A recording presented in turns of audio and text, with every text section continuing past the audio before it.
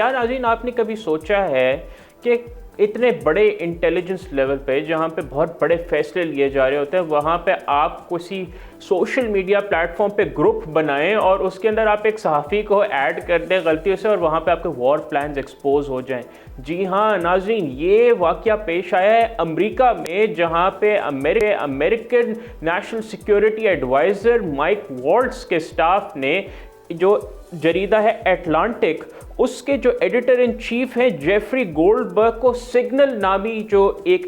App है, application for chat, उसके एक ग्रुप में ऐड कर दिया गलती से। और वहाँ पे यमन के हवाले से जो मिलिट्री ऑपरेशन जो हूथी बागियों के ख़िलाफ़ हो रहे हैं, उस हवाले से जो स्पेशल ऑपरेशंस हैं वो डिस्कस हो रहे थे। और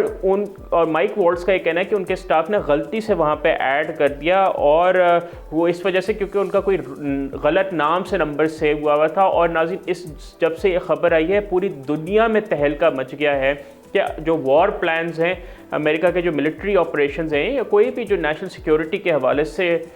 हसास मालूमात हैं, वो उन्होंने एक ग्रुप बनाया और उसके अंदर एक सहाफ़ी को डाल दिया और उसको एक्सपोज कर और उसको तकरीबन तमाम उसे एक्सपोज कर दिया।